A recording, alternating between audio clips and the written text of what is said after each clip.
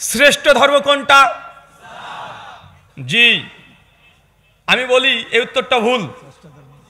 ইসলাম শ্রেষ্ঠ ধর্ম এই কথা বললে ইসলামকে দুর্বলতা দেখানো হয়। কেন? কারণ শ্রেষ্ঠ এই শব্দটা আমরা তখনই ব্যবহার করি যেমন গুড, বেটার, বেস্ট, ভালো, তার চাইতে একটু ভালো, সবচাইতে ভালো।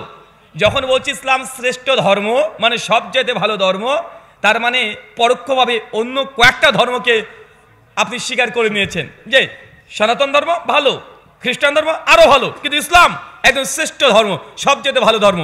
কথাটা এমন হয়ে গেল না? কে তার জন্য ইসলাম শ্রেষ্ঠ ধর্ম নয়। অবশ্যই ইসলামের একটা গুণ শ্রেষ্ঠত্ব, কিন্তু ইসলাম আল্লাহ বলেনি যে এটা শ্রেষ্ঠ ধর্ম, বরং ইসলাম হচ্ছে একমাত্র ধর্ম। আর বাকি যত মতবাদ দেখছেন এই মতবাদগুলো মানুষের তৈরি করা, মানুষের রচনা করা। তাই এই পয়েন্টটাকে আগে বুঝেন। আমাদের সোশ্যাল বা সমাজে এই ভুল ধারণাটাও অনেক মানুষের মধ্যে আছে। চলেন প্রচলিত ধর্ম যেগুলো চলছে আর প্রকৃত ধর্মের সঙ্গে পার্থক্য কি। প্রথম পার্থক্য যদি দেখতে যান, ইসলামের সঙ্গে অন্যান্য ধর্মের মূল পার্থক্য, ইসলাম হচ্ছে একটা অবিকৃত দিন। কি বললাম বলেন তো? অবিকৃত দিন। এর মধ্যে কোনো পরিবর্তন বা পরিবর্ধন এটা করা সম্ভব নয় বা আজ পর্যন্ত হয়ওনি। কিন্তু পৃথিবীর যতগুলো ধর্ম আছে দেখবেন প্রত্যেকটা ধর্মের মধ্যে বিকৃতি সাধন হয়েছে। কয়েকটা উদাহরণ দিই, বুঝতে পারবেন। যদি খ্রিস্টানদের বাইবেল পড়েন, রিভাইজ স্ট্যান্ডার্ড ভার্সন যেটা RSV বাইবেল, 7 নম্বর পৃষ্ঠায় প্রিফিক্সে লিখছে at the king James version has been so serious defect. Bangla বিশুদ্ধ মানে এর পূর্বে আমাদের কাছে যে বাইবেলটা ছিল কিং জেমস ভার্সন, এই বাইবেলের মধ্যে অজস্র অসংখ্য ত্রুটি বিচ্যুতি ছিল। এটা লিখছে 1850 খ্রিস্টাব্দের বাইবেল, মানে আজ থেকে মাত্র 170 বছর আগেকার বাইবেলে খ্রিস্টান পণ্ডিত প্রায় 50 জন পণ্ডিত একত্রিত হয়ে একটা বাইবেল তারা লিপিবদ্ধ করেছে। ওটাতে লিখছে যে এর আগে আমরা যে বাইবেলগুলো পড়েছি কিংস জেমস ভার্সন, এই ভার্সনে অজস্র অসংখ্য ত্রুটি বিচ্যুতি ভুল দিয়ে পূর্ণ ছিল। কথা বুঝতে পারলেন? তার মানে 2000 বছরের মধ্যে প্রায় 1800 বছর ধরে বিশ্বের যত খ্রিস্টানরা ছিল তারা কোন বাইবেল পড়েছে? ঠিকটা না ভুলটা? ভুলটা। কেন? মাত্র 150 বছর আগে বলছে এই বাইবেলকে আমরা রিভাইজ করলাম। অনেকগুলো বাইবেলের মধ্যে ভুল ঢুকে গিয়েছিল। 1850 এসে তারা শুদ্ধ করছে। কে করছে? চার্চের বিভিন্ন পাদ্রীরা, বিভিন্ন পাস্টররা, বিভিন্ন ধর্ম গবেষকরা। তারা বলছে দীর্ঘ 1500 বছর, 1800 বছর বাইবেলে ভুল ছিল আর ওটা তারা ঠিক করছে। তার মানে বোঝা গেল গোটা বিশ্ব জগতের সবচেয়ে যে ধর্মের অনুসারী বেশি তারা খ্রিস্টান। তাদের বাইবেলে যে ত্রুটি বিচ্যুতি আছে এটা তারাই স্বীকার করে নিয়েছে। 2, আরেকটা বৃহত্তর ধর্ম আছে, সনাতন ধর্ম, হিন্দু ধর্ম। স্বামী বিবেকানন্দজি তার বিখ্যাত গ্রন্থ বাণী এবং রচনাবলী 8ম খণ্ড 118 পৃষ্ঠায় লিখছেন যে বেদের, আমাদের কাছে যে বেদটা আছে, বেদ বোঝেন তো? আবার বেদ মানে কি? বেদ সংস্কৃত শব্দ, বাংলা করলে হয় জ্ঞান। বেদ মানে কি? জ্ঞান। বেদ মূলত 4টে ভাগে বিভক্ত, ঋক, সাম, যজু, অথর্ববেদ। 4 বেদে বর্তমান আমাদের কাছে যে মজুদ বেদটা পাওয়া যায় সেটা 20,536টা টোটালি মন্ত্র আছে, 20,536টা। স্বামী বিবেকানন্দ তিনি বলছেন যে আমাদের কাছে যে বেদটা আপাতত আছে এই বেদের 80% হারিয়ে গেছে, মাত্র 20% আছে। কত পার্সেন্ট আছে বেদের? এটা কে বলছে? আমি হুজুরে না, স্বামী বিবেকানন্দজি তিনি বলছেন বেদ আস্তে আস্তে বিকৃত হতে হতে হারাতে হারাতে হারাতে হারাতে 80% হারিয়ে গেছে। বেশিরভাগ সিংহভাগ অংশ বেদের হারিয়ে গেছে, মাত্র আমাদের কাছে 20%, 20% আছে। মানে বেদে কমপক্ষে 1 লক্ষ মন্ত্র ছিল, আমাদের কাছে যেটা আছে মাত্র 20,000। তার মানে বেদের অধিকাংশ হারিয়েছে, হারায় নাই? হারিয়েছে। এখন আমার সাদা মনে সাদা প্রশ্ন, বলেন তো কোন ধর্মের যে ধর্মগ্রন্থই হারিয়ে যায়, ধর্মগ্রন্থই যদি বিকৃত হয়ে যায়, ধর্মগ্রন্থের মধ্যে ভুল ঢুকে যায়, তাহলে সেই ধর্মটা কখনো প্রকৃত ধর্ম হতে পারে না? সেটা ভেজাল ঢুকে গেছে, ভেজাল ঢুকে গেছে। আর এই জন্য গোটা বিশ্বজগতে দেখবেন ইসলামের সঙ্গে অন্যান্য ধর্মের বড় চ্যালেঞ্জগুলোর মধ্যে একটা চ্যালেঞ্জ, গোটা পশ্চিমা বিশ্ব আজকে ইসলামকে গ্রহণ করার অন্যতম একটা কারণ তারা যখন দেখছে তাদের বাইবেল 1000টা ভার্সন, কয়েক হাজার শুধু বাইবেলের ভার্সন আছে, আমার যে library IMC Islamic message centre, আমার লাইব্রেরিতে কমপক্ষে 83 রকমের বাইবেল আমার সংগ্রহ আছে। 83 মানে 83 রকমের বাইবেল, মানে একটার সঙ্গে একটা মিল নেই। প্রোটেস্ট্যান্ট বাইবেল সেটা এক ধরনের, ক্যাথলিক বাইবেল আলাদা, অর্থোডক্স বাইবেল আলাদা, ফিলিপিয়ান বাইবেল আলাদা, একটার সঙ্গে আর একটার মিলই নেই। আবার হিব্রু বাইবেল ওটার সঙ্গে আলাদা, একটা দুটা নয়, 83 খানা বাইবেল, 83 রকমের। আপনি ভাবতে পারেন যে না, মনে হয় 2-1টা শব্দের পরিবর্তন, 2-1টা শব্দের পরিবর্তন না, 2-1টা চ্যাপ্টারই গায়েব। যেটা প্রোটেস্ট্যান্ট বাইবেল টোটাল 72 খানা অধ্যায় আছে, যেটা ক্যাথলিক বাইবেল ওদেরটা প্রায় 78 খানা আছে। তার মানে চিন্তা করতে পারছেন 78 থেকে 79, যেটা আরো প্রোটেস্ট্যান্ট বাইবেলের 66টা অধ্যায়, আর যেটা ক্যাথলিক বাইবেল তাদের হচ্ছে 72 খানা, মানে বেশি হয়েছে কি হয় নাই। আর যেটা অর্থোডক্স বাইবেল ওটাতে আছে প্রায় 80 খানা। এক একটা বাইবেলে শুধু একটা শব্দ দুটো শব্দের পরিবর্তন না, মানে গোটা গোটা চ্যাপ্টার, গোটা গোটা অধ্যায় গোটাটাই গায়েব করে দিয়েছে, আরো কারো কাছে সংযুক্ত করেছে। কোরআনুল কারীমে আল্লাহ সুবহানাহু ওয়া তাআলা এই জন্য বলেছিলেন যে ইহুদিদের কাছে আল্লাহ সুবহানাহু ওয়া তাআলা তিনি তওরাত দিয়েছিলেন, জাবুর, ইনজিল তাদেরকে দিয়েছেন, তো তারা কিছু অংশ হারিয়ে ফেলেছে, কিছু অংশ ভুলে গেছে, আর কিছু অংশ যেগুলো ভুলে গেছে মানুষের জিজ্ঞাসা করেছে মনে নাই, হুজুররা নিজেরা ঢুকিয়ে দিয়েছে। মনে কথা বুঝতে পারলেন না? মানে ইহুদি যে পণ্ডিতরা ছিল তারা কিছু অংশ এমনি ভুলে গেছে, মুখস্থ রাখতে পারে নাই তওরাতের, আর কিছু অংশ কি করেছে ভুলে নাই। তবে মানুষ যখন তাকে প্রশ্ন করেছে, এখন এই পাদ্রী সাহেবের বিরুদ্ধে চলে গেছে, এখন ওই আয়াতকে তারা বিকৃত করেছে, আছে এক বলেছে আর এক, আর কিছু অংশ সত্যি ভুলে গেছে। মানুষ যখন জিজ্ঞেস করেছে কি নিজের তরফ থেকে 2-4টা ঢুকিয়ে দিয়েছে। এখন আমাদের আলেম সমাজের মধ্যে এই তাহারিফগুলো এখনো দেখা যায়, এই পরিবর্তনগুলো এখনো দেখা যায়। ইহুদিদের মধ্যে যে লক্ষ্য করা গিয়েছে, তারা ধর্মকে বিকৃত করা মূল কাজ, মূল পয়েন্ট করেছিল এটা যে তওরাতকে গোটাটাই তারা বিকৃত করতো না। তারা তওরাত পড়তো ঠিক, ব্যাখ্যা করতো ভুল। কি বলেন তো ভাইজান, কথা বলেন? তওরাত পড়ছে ঠিক, কিন্তু ব্যাখ্যা কি করছে নিজের মনের মতো। আল্লাহ কোরআন সূরা আরাফে 122 নম্বর আয়াত থেকে উলামায়ে সু মানে উলামায়ে ক্রাইম এদের ব্যাপারে আলোচনা করেছেন, দীর্ঘ আলোচনা। ইহুদিদের একটা চরিত্র ছিল, আল্লাহ সুবহানাহু ওয়া তাআলা যে ওহী নাজিল করতেন এই ওহীর মধ্যে ফাঁক ফোকর খুঁজে বেড়াতো। একটা উদাহরণ, আল্লাহ ইহুদিদের জন্য বলেছিল যে তোমরা সাবাতের দিন শনিবার মাছ তোমরা ধরবে না। আচ্ছা ইহুদিরা কি করেছিল? জি, ওরা মাছ ধরতো না, কথা বুঝতে পারছেন? ওরা মাছ ধরতো না, কিন্তু শনিবার জাল ফেলে রেখে দিত, সারাদিন মাছ জালের মধ্যে ঢুকে পড়েছে। যখনই সূর্যটা ডুবে গেছে মাগরিবের সময়, মুসলমান, ইহুদি, খ্রিস্টান তাদের ক্যালেন্ডার মাগরিবের পরে চেঞ্জ হয়ে যায়, সারাদিন মাছ ওই জালের মধ্যে আটকিয়েছে। যখনই সূর্যটা ডুবে গেছে সঙ্গে সঙ্গে রবিবার পড়ে গেছে, তুলতে শুরু করেছে।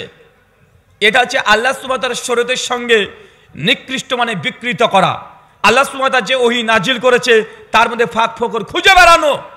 আমাদের সোসাইটির সমাজে মুসলমানদের মধ্যে আমাদেরও আছে, মানে আমাদের পুরো আল্লাহ সুবহানাহু ওয়া তাআলা যে ওহী নাজিল করেছে, কিন্তু প্রচলিত একটা মাযহাব, একটা মত চলছে আমাদের বিরুদ্ধে যাওয়ার জন্য আমরাও শরীয়তকে এইভাবে বিকৃত করি না ভাইজান?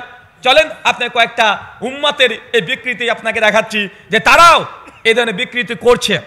আচ্ছা, যখন নামাজে দাঁড়ান কাদের সঙ্গে কাঁধ, পায়ের সঙ্গে পা লাগিয়ে দাঁড়ান না ভাইজান? কেন দাঁড়াই আমরা? সহিহ বুখারীর মতো গ্রন্থে হাদিস আছে, গোটা দুনিয়ার মুসলমান হানাফি, শাফি, মালিকি, হাম্বলি, দেওবন্দি, বেরলভি, জামাত ইসলামী, চরমনাই, এনাদপুরি, জোনপুরি, রাজারবাগি, ফুলতলি, দেওয়ানবাগি, আটরশি যা আছে সবাই একমত আল্লাহর কোরআনের পরে বিশুদ্ধ গ্রন্থ সহিহ বুখারী। মাদ্রাসাতে এটা প্রশ্ন আসে, এই বুখারীর নামটাও তার উত্তর হিসেবে লিখে দেয়, কিন্তু মানার সময়তে আর বুখারী থেকে মানার দরকার নাই। আচ্ছা না নাই, কথা বলেন? দেখুন হুজুরকে প্রশ্ন করবেন, হুজুর আল্লাহর কালাম কোরআনুল কারীমের পরে সব জাতে সহিহ গ্রন্থ কোনটা? ওই বুখারী লিখবে খাতা কলমে, নাম্বারও পায় 5 পেয়ে 500 হয়, ও টাইটেল ডিগ্রি পাচ্ছে এটা লিখেই। কিন্তু যখন সহিহ বুখারী হাদিস দেখানো হচ্ছে 725 নম্বর হাদিস, সুনান আবু দাউদ 666 নম্বর হাদিস, 667 নম্বর হাদিস, যে আল্লাহ নবী বলছেন যখন তোমরা নামাজে দাঁড়াবে কাঁধের সঙ্গে কাঁধ, পায়ের সঙ্গে পা লাগিয়ে দাঁড়াও, মাঝখানে ফাঁকা বন্ধ রাখো। আমি দেখতে পাচ্ছি ওই যে তোমাদের মধ্যে একটা শয়তান প্রবেশ করছে। মুসনাদ আহমদ হাদিস 16103 আল্লাহ বলছেন যে এই কাজটা করবে, সোজা করে কাতার দাঁড় করাবে, কাঁধের সঙ্গে কাঁধ, পায়ের সঙ্গে পা লাগিয়ে দাঁড়াবে, বাইতুল ফিল জান্নাহ, আমি আল্লাহ তার জন্য জান্নাতে ঘর দিয়ে দেব। দেখেন, এটা হচ্ছে ওহিয়ে গায়ের মাতলু, এটা হচ্ছে শরীয়ত। কাঁধের সঙ্গে কাঁধ লাগাতে হবে, পায়ের সঙ্গে পা লাগাতে হবে, মাঝখানে ফাঁকা বন্ধ রাখতে হবে। কিন্তু আমাদের সমাজে যেহেতু আমলটা নেই, যেহেতু তারা একটা নির্দিষ্ট গণ্ডির মধ্যে আবদ্ধ আছে, একটা কুয়ার মধ্যে থেকে শুধুমাত্র পানি খায়, একটা দোকান থেকে শুধু ঔষধ কিনতে চায়, দুনিয়াতে আর কি কি আছে দেখতে চায় না। তাদের মাযহাবে যেহেতু এই কাঁধের সঙ্গে কাঁধ, পায়ের সঙ্গে পা লাগানোর কথা বলা হয় নাই, এই জন্য তারা এখন এই হাদিসটাকে লাগলো তাবিল করতে, ব্যাখ্যা করতে, যে কিভাবে এই হাদিসের মূল অংশকে হারিয়ে দেওয়া যায়। মাওলানা আশরাফ আলী থানভী, নাম না নিলেও নয়, জাস্টিস তাকি উসমানী দারসে তিরমিজি মধ্যে হাদিসটাকে নিয়ে এসেছেন, এনে বলছেন এই হাদিসের মূল উদ্দেশ্য এটা নয় যে কাঁধের সঙ্গে কাঁধ লাগানো, বরং এটার উদ্দেশ্য শুধু লাইনটাকে সোজা করলেই হবে। কথা বুঝতে পারলেন না?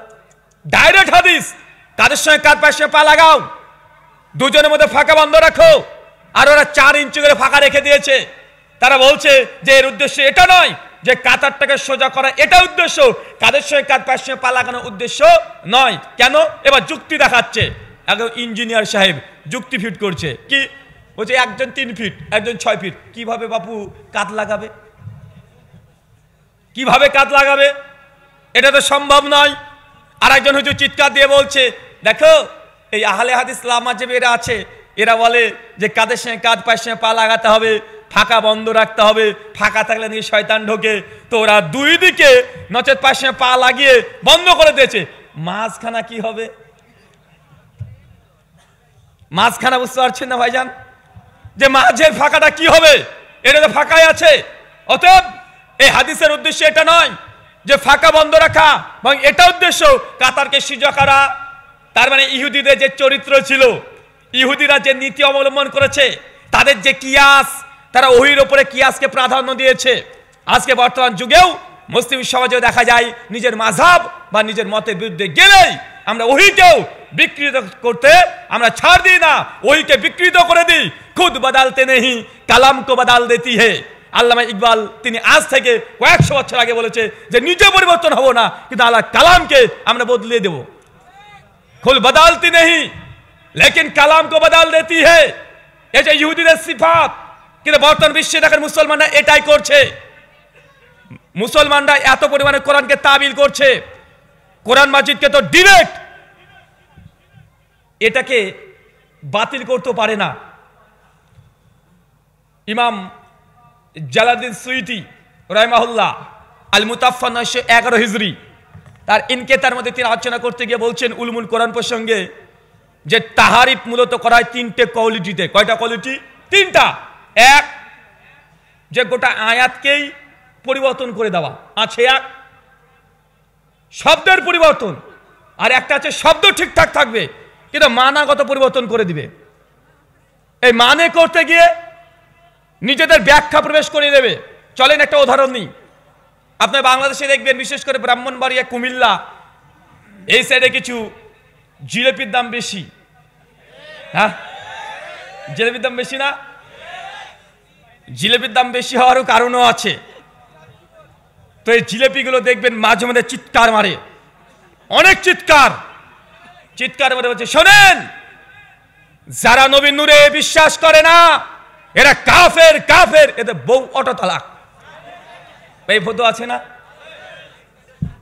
লক্ষ্য করে দেখবেন এই আলেম যাদেরকে বলছেন যে এই যে ইনায়তুল্লাহ আব্বাসী, আলাউদ্দিন জিহাদি বা ওই যে কি যেন তাহিরি আছে, কিছু জানে না, ও পাগলা, ওর কথা বাদ দেন। কিন্তু ইনায়তুল্লাহ আব্বাসী, আলাউদ্দিন জিহাদি, এই শহীদুল্লাহ বাহাদুর এরা মোটামুটি ইলম রাখে, নিজেদের দলিল কোনগুলো ওদের কাছে আছে। আর এই পাগলা ও বসের মোশন করতে করতে শেষ, ওকে নাকি এখন বাংলাদেশে বসিয়ে রেখে দিবে। ওই দিকে আমরা যেতে চাই না। এরা দেখবেন যখন চ্যালেঞ্জ করে, চ্যালেঞ্জের শব্দগুলো শুনবেন, এদের চ্যালেঞ্জের যদি শব্দ শোনেন তাহলে এদেরকে পরাস্ত করা সম্ভব নয়। কেন তারা বলে এক আর মানুষকে বুঝায় আর এক। এরা তাকিয়া এবং তাওরিয়া দুটো একসঙ্গেই করে। তাকিয়া তাওরিয়া বুঝেন নাকি? আবার তাওরিয়া মানে বলবে এক, শ্রোতা বুঝবে আর এক। যখন বলছে যারা নবী নূরে বিশ্বাস করে না তাদের বউ অটো তালাক, তারা কাফের, কথা কিন্তু ঠিকই বলেছে। এই কথা কিন্তু ঠিক। নবীর যারা নূরে বিশ্বাস করে না, নবী যে নূর এটা বিশ্বাস করে না, তারা সত্যি কাফের হয়ে যাবে। কেন? কেন আল্লাহ কোরআনে নবীকে নূর বলেছে। সূরা মাইদা 5 আয়াত নম্বর 15।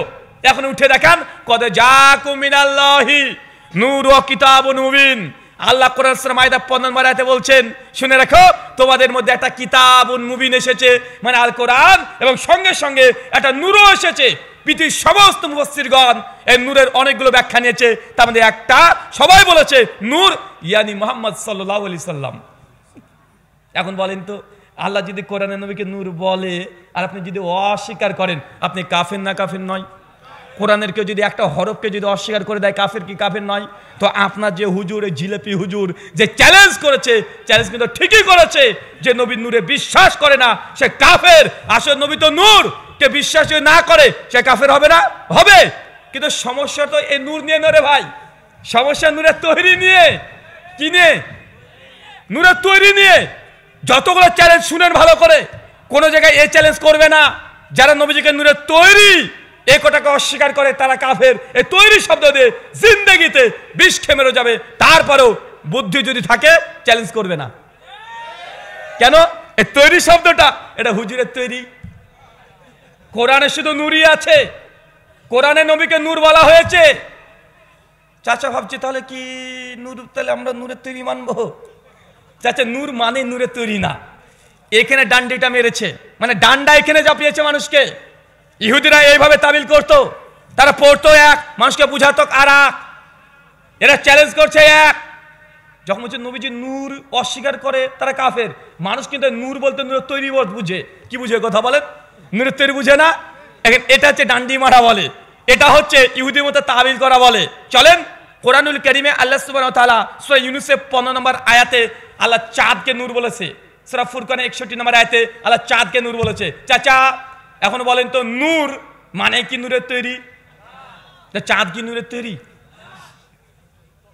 কোরআনে নবীকে যেমন নূর বলা হয়েছে, আল্লাহ চাঁদকে নূর বলেছে। তো নবী যে নূর বলার কারণে নূরের তৈরি হয়ে যায়, তা চাঁদ কি নূরের তৈরি হবে না? এখন নূরের তৈরি যদি বলেন আধুনিক বিজ্ঞানে ভুল হবে, কারণ চাঁদের নিজের আলো না ধার করা আলো? জি, চাঁদের নিজের আলো না ধার করা আলো? ধার করা আলো। যে চাঁদকে নূরের তৈরি বলেন, বিজ্ঞানের দিক থেকেও ভুল, আবার তাদের আকীদার দিক থেকেও ভুল। সহিহ মুসলিম হাদিস 758 আবু হুরায়রা থেকে হাদিস বর্ণনা, আল্লাহ নবী বলছেন আসসালাতুন নূর, নামাজ হচ্ছে নূর। এখন চাচা বলেন তো নামাজ কি নূরের তৈরি? তো এগুলোকে কে বুঝাবে? এই জিলেপিগুলোতে এইভাবে পেঁয়াজটা মারছে। জিলেপির যেমন পেঁয়াজ, এদের কথাও তেমন পেঁয়াজ।